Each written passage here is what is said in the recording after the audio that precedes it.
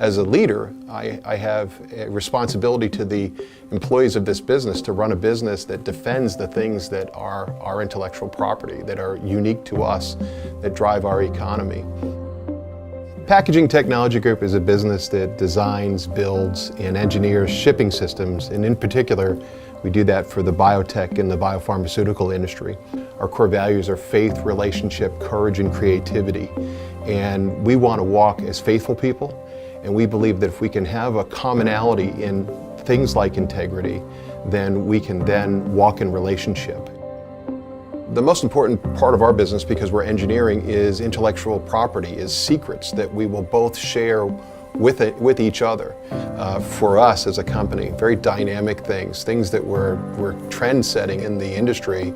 The relationship we had with the client that we had conflict with was an excellent relationship. It had been over 10 years, and there was no clue whatsoever that there was any possible conflict in the future or on the horizon. Everything could not have been better. I'm the kind of person that I sign a contract and I never want to go back to it, because the personal relationship is the most important thing. And in my entire business career, I've never had to pull a contract out of a drawer until now.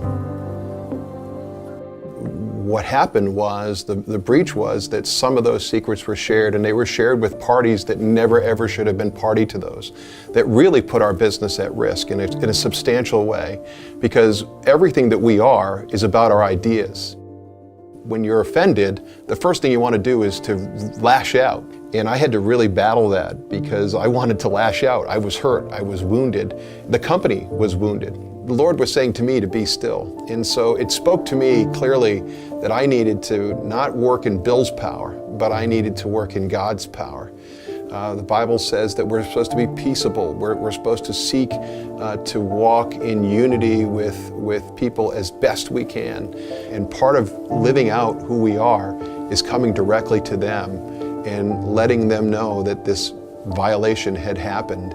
A lot of thought went into the final action that we took, which was to send to the executives of the company a letter.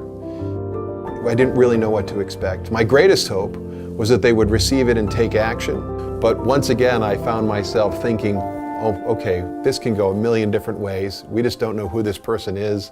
When the senior executive came down and greeted us, he was very friendly, and there was immediate rapport. We started sharing about our families and our life experiences as we walked to the end of the building where his offices were. When he shared that his son and daughter-in-law had just given birth to a child with a very rare disease, immediately it impacted me, because I am the father of a special needs son. I couldn't care what we were there for, because God was all over me, and all I could think about was ministering to this man. And I really felt God shared with me while he was talking that this was a mucopolysaccharide disease, exactly what my son had. I said, was this mucopolysaccharide disease? And I gave some of the symptoms, and he looked at me like I had three heads. He looked like he almost fell off his chair. And he said, oh my gosh, yes. And he was teary-eyed. The odds of that man also having a granddaughter that was just born with this very ultra-rare disease, 1 in 1.5 million, had to be an act of God. And I knew at that moment during the meeting, it's God's hand. And I just can't believe it. I still stand in awe of the things that God does, and God did in this. The wonderful thing about this story is not only did God show up for ministry, but God also restored the relationship just because He can, just because that's who He is. And today we have a restored relationship and a renewed contract, and we are rebuilding the relationship, and I am confident that where the break was, it will be stronger than it's ever been before.